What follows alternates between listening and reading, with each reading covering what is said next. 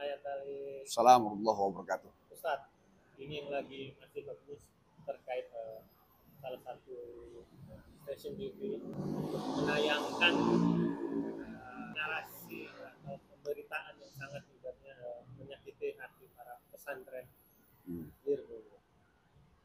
Ustadz sebagai pendakwah, public figure, anak pesantren juga, kebetulan pesantren, melihatnya ini dari sisi kacamata Ustadz, salahnya di siapa sih Ustadz?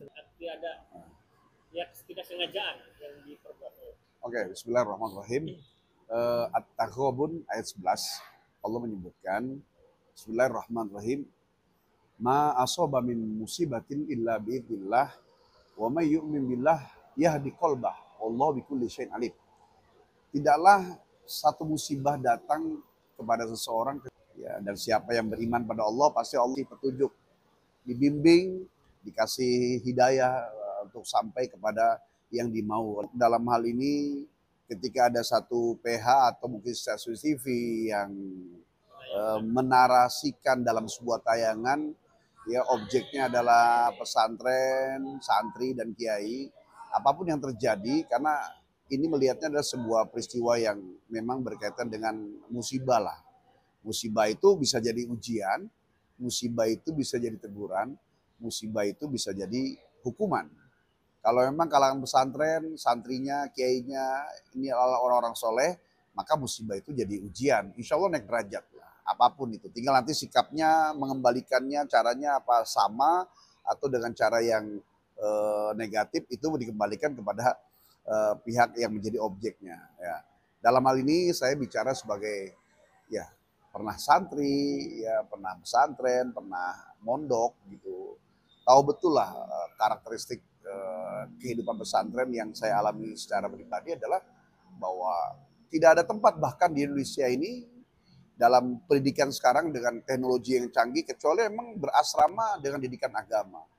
Ya sebenarnya pesantren itu kan sebenarnya perwakilan orang tua, dan kewajiban mendidik anak itu harusnya adalah ayah dan ibu, karena sebab sibuk, waktunya terbatas, diserahkan kepada guru. Jadi memang orang tua kita itu kan terbagi tiga ya. Ada orang tua yang memberikan, yang mengandung dan membesarkan, orang tua kandung. Orang tua yang mengajari ilmu agama, ilmu umum adalah guru, dan orang tua yang memberikan anaknya, mertua.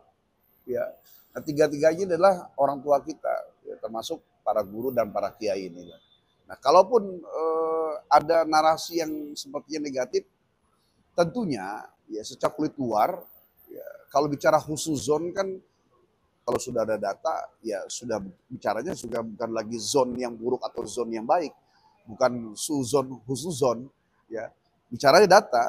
Kalau ngeliat datanya kan banyak hal yang mungkin sepertinya mengarah kepada sesuatu yang tidak terjadi lah, seperti mungkin kalimat ada apa feodal atau apalah ya, ya bahwa kita ketahui lah terkadang untuk menanamkan nilai-nilai yang mengarah kepada akhlak itu memang harus agak ekstrim ya.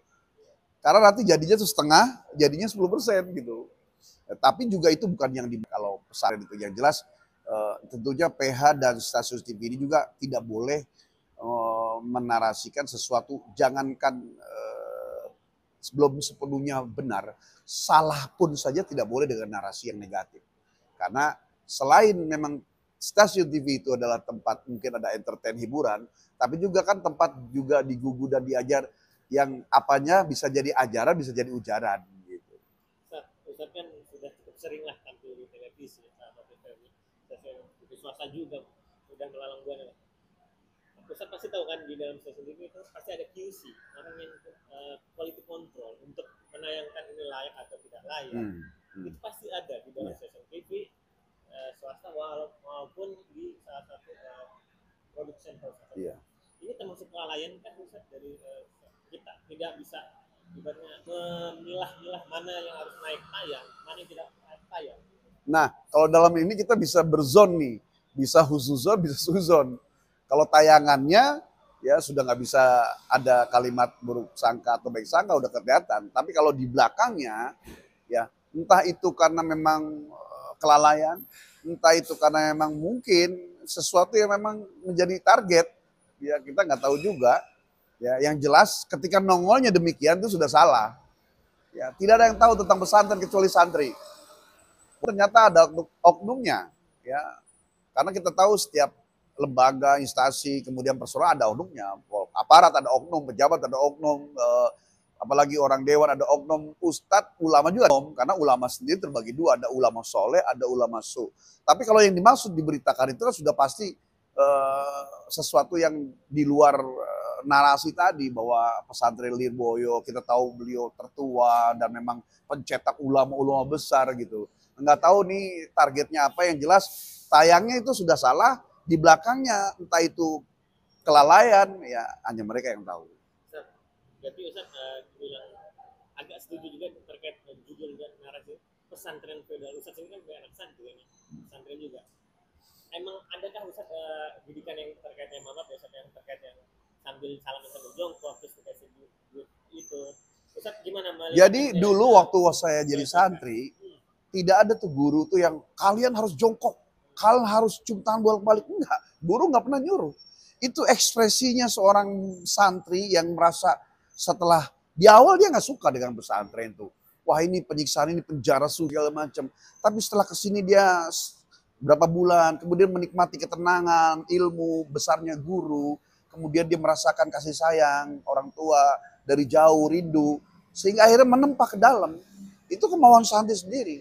Gak ada yang disuruh-suruh jongkok. Saya 6 tahun di pesantren itu, ayo nunduk, enggak begitu.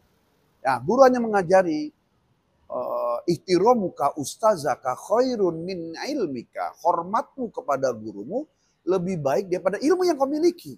Jadi kita punya ilmu bagus, banyak, gitu luas. Tapi kalau sama guru nggak hormat, kemudian guru sampai itu, ilmu kita nggak manfaat. Maka menghormati lebih utama dari ilmunya. Kita merasakan ilmu tuh banyak dikasih guru setiap hari dari pagi sampai malam. Tapi nggak ada apa-apanya dibanding kalau kita lebih hormat. Maka hormati itu dengan cara cium tangan kah, kemudian kita menunduk gitu kan. Nah, itu nggak disuruh, nggak diperintah. Itu dari santri sendiri keluar gitu. Berarti biasanya Ustaz tidak setuju terkait judulnya. Nggak sangat tidak setuju ya. Berbeda lah kalau misalnya seperti usjudu li Adam. Allah nyuruh kepada Nabi Adam itu sujud, ya, bukan sujud seperti sholatnya kita kepada Allah gitu kan. Jadi sujud itu membungkuknya orang seperti orang Jepang, dan itu kearifan lokal. Ya, orang Jepang ketika harigato begitu, itu kita nggak bilang oh itu nyembah manusia, enggak, itu kearifan lokal. Nah, kearifan lokal kan sering digaungkan oleh pemerintah sama orang yang seniman budaya di Indonesia ini kan.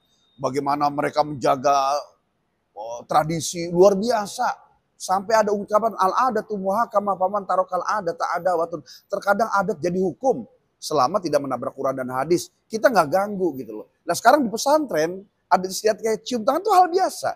Nunduk-nunduk tuh karena memang santri itu merasa kecil. Tapi kiai juga nggak besar hati kemudian ini jadi budak, enggak. Karena Allah sendiri melarang ya untuk sujud kepada manusia itu melarang, maka cukup taatnya. Nah taatnya kita tuh adalah hormat, termasuk diantara adalah berjalan dengan menjaga jarak, kemudian selaman sampai sebegitunya dok. Itu bentuk karena kami ini kecil, bukan menjadikan sesuatu yang di depan atau seseorang di depan itu adalah melebihi orang tua atau seperti Tuhan, yang enggak.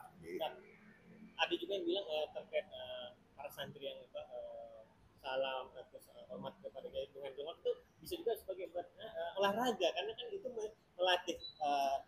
Oke lah, anggaplah itu efek ya. Jadi jongkoknya efeknya ada seperti olahraga. Tapi yang jelas jongkok itu sendiri pun seperti halnya para santri karena ngerasa takut ya pada kiai itu ada ketidaksopanan. Saya di pesantren merasa kalau misalnya habis salaman saya mundur khawatir ngebelakangin. Contoh lah, ini kiai guru yang dia main dua dimensi dunia akhirat lah. Memberikan ilmu dunia, memberikan ilmu akhirat. Kita habis ngadep presiden, ngadep ke wali kota, pejabat, kadang izin Pak, saya nanti akan berlapor lagi.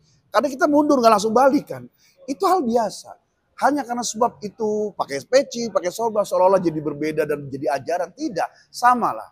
Bahkan dalam Indonesia ini dulunya 800 negeri, kemudian jadi satu bangsa Indonesia, satu tanah air tanah Indonesia, satu bahasa Indonesia, 700 lebih bahasa, 700 lebih suku kita hormati gitu loh. Nah, tetapi pesantren itu kita ya modelnya begitu aja. Ya, satu lagi. Tata krama, budi pekerti, sopan santun itu beda-beda. Tata krama di Banten dengan tata krama di Jawa beda. Di Bugis dengan Dayak beda. Di Batak dengan di Papua beda. Tapi kalau akhlak, made in Allah. Mau di dalam, di luar negeri, sama saja. Nah, itu bukan tata krama yang dilakukan santri. Itu bagian akhlak. Akhlak itu hurufnya kho, lam, kof. Kalau dia pencipta, kholik pencipta. Kalau dia ciptaan, makhluk, kho, lam, kof. Nah, kholik tidak akan sampai kepada makhluk. Makhluk tidak akan sampai kepada kholik kalau nggak ada benangnya. Apa benangnya? Akhlak, kho, lam, kof. Nah, contoh-contoh di pesantren, santri kepada kiainya, kiai kemudian beri, itu bagian kecil saja.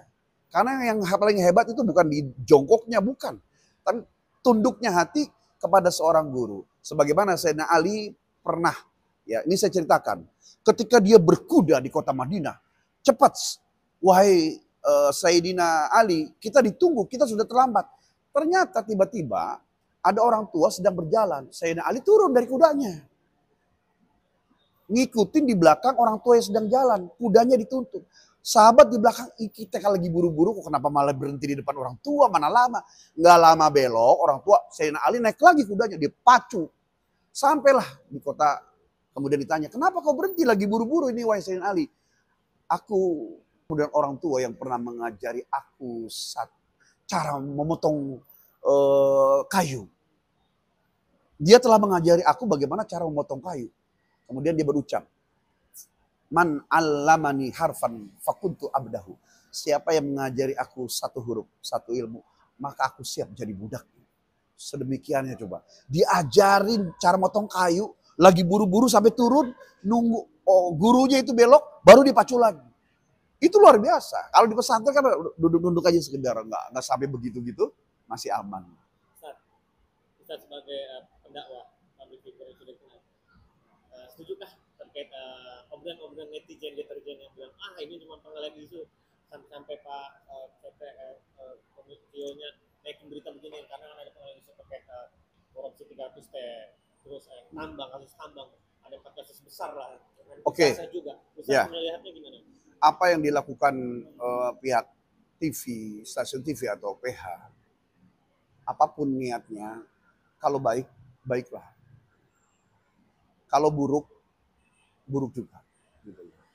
Kita lihat dalam Al-Quran itu, wa qul ja'al haq wa zaqal batil, innal batila kana zahuqa. Katakanlah ya Muhammad, kata Allah, ya Rasulullah kepada mereka, apabila kebenaran itu sudah datang, pasti kebatilan akan hancur. Ditegaskan lagi, innal batila kana zahuqa. Sungguh yang batil pasti hancur. Apapun niatnya, kita nggak tahu. Ya, kita hanya berhidup pada Allah. Ya, apa itu pengalian isu, ataukah itu memang sengaja menyerang pihak pesantren, apapun. Ya, pada urusan apapun, kalau niatnya batil, pasti akan hancur oleh hal yang benar. Gitu. Terakhir, akhirnya Pak Seto sebagai pemilik dari stasiun TV swasta tersebut, patronin berkunjung lah menyaksikan langsung karena pas sebelumnya kan hari santri. Akhirnya sudah ibaratnya adem ayem, ibaratnya meluruskan. Ustaz sebagai pendakwah melihatnya seperti apa? Sudah cukup wah, kayaknya udah mulai. Ya, mudah-mudahan insya Allah ini adalah bagian dari akhlak dari agama yang selalu kita jaga, juga tata krama dan budi pekerti salah satunya orang timur termasuk Indonesia gitu. Baik dari pihak stasiun TV, dari pihak PH, ya semua kul yang malu la syakil, semua berjalan pada jalurnya, termasuk pada pihak pesantren yang didatangi juga. Kita ingat bahwa Nabi kalau disakiti dirinya, Nabi tidak membalas.